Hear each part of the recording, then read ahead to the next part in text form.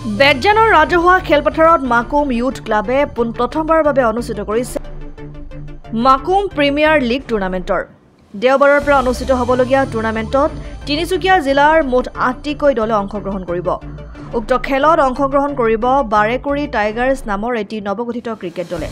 সেই মৰ্মে শনিবাৰে ক্ৰিকেট দলটোলৈ জাৰ্চিৰ আনুষ্ঠানিকভাৱে উন্মোচন কৰা হয়।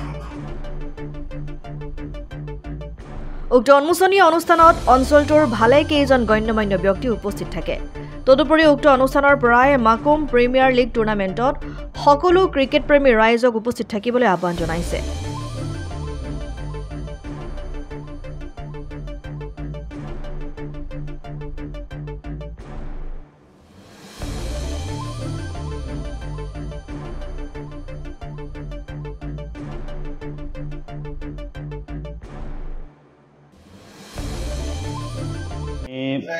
মাকুম ইউথ ক্লাবে মাকুমত পোনপ্ৰথমবাৰৰ বাবে মাকুম প্ৰিমিয়াৰ লীগ নামেৰে যিখন ক্ৰিকেট টুৰ্ণামেণ্ট অনুষ্ঠিত কৰিছে। এই টুৰ্ণামেণ্টত মাকুমৰ লগতে তিনিচুকীয়া ডিষ্ট্ৰিক্টৰ ৮টিকৈ দলে অংশগ্ৰহণ কৰিব। তাৰে এটি দল হৈছে আমাৰ বাৰেকুৰি টাইগাৰ্ছ নামেৰে আমি এটি দলে অংশগ্ৰহণ কৰিম। এইখিনিতে আপোনালোকৰ মাধ্যমৰ যোগেদি আমি সদৌ বাৰেকুৰিবাসীৰ ৰাইজৰ লগতে আমি তিনিচুকীয়াবাসী তথা মাকুমবাসী ৰাইজক এটা অনুৰোধ জনাম, আহক আপোনালোকে এই খেলখন উপভোগ কৰক। এই খেলখনত সদৌদি ক্ৰীড়াপ্ৰেমী ৰাইজৰ সহায় সহযোগিতা তথা উপস্থিতি আমি একান্ত কামনা কৰিম। লগতে অহাকালিলৈ পৰা যি হ'বলগীয়া এই প্ৰিমিয়াৰ লীগখনত বাৰেকুৰিৰ সমূহ খেলুৱৈবৃন্দ তথা ক্ৰীড়াপ্ৰেমী ৰাইজক আমি উপস্থিতি কামনা কৰিছোঁ। আৰু আমি আশা কৰোঁ এই টুৰ্ণামেণ্টৰ যোগেদি আমাৰ নতুন প্ৰজন্ম এই খেলৰ যোগেদি আগবাঢ়ি যাওক, আমি কামনা কৰিছোঁ। এই খেলখন মাকুম বেডজানৰ লোহাৰীপত ৰাজহুৱা খেলপথাৰত অনুষ্ঠিত হ'ব।